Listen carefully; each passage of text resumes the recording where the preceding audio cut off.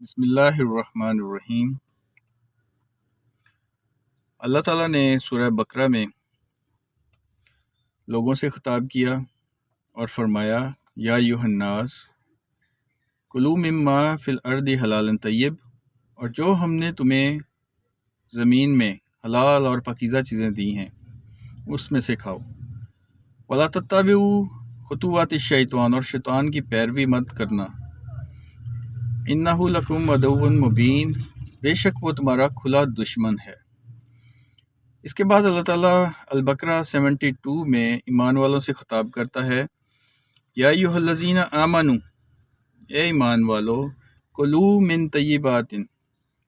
ما رزقناکم، جو ہم نے تمہیں رزق دیا ہے اس میں سے حلال چیزیں، پاکیزہ چیزیں کھاؤ، اور اللہ کا شکر ادا کرو اگر تم خالص اسی کی عبادت کرتے ہو۔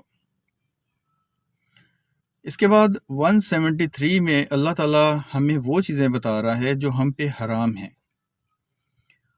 اللہ تعالیٰ فرماتا ہے انما حرم علیکم المیتۃ،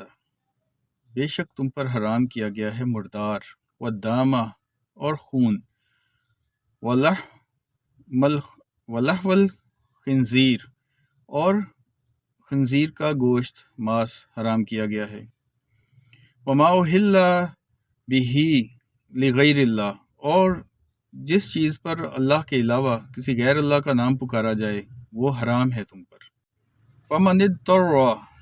پس جو کوئی مجبور ہو جائے، غیر باغن، اور وہ حد سے بڑھنے والا بھی نہ ہو، یعنی باغی بھی نہ ہو،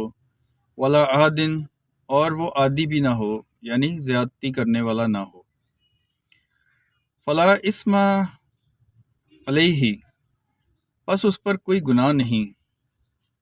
ان اللہ غفور الرحیم، بے شک اللہ تعالیٰ غفور الرحیم ہے، معاف کرنے والا ہے۔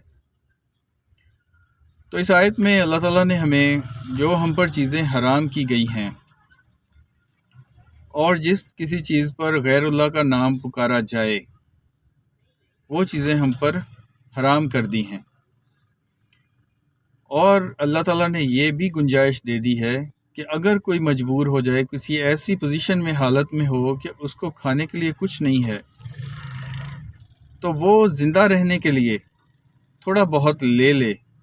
یعنی کہ وہ عادی نہ ہو، زیادتی کرنے والا نہ ہو، تو وہ تھوڑا سا اپنی جان بچانے کے لیے لے سکتا ہے، کھا سکتا ہے ان میں سے جو حرام کیے گئے ہیں ہمارے لیے، تاکہ وہ زندہ رہ سکے۔ تو اللہ تعالیٰ فرماتا ہے کہ وہ بہت غفور الرحیم ہے، وہ معاف کرنے والا ہے، وہ جانتا ہے۔ جزاک اللہ۔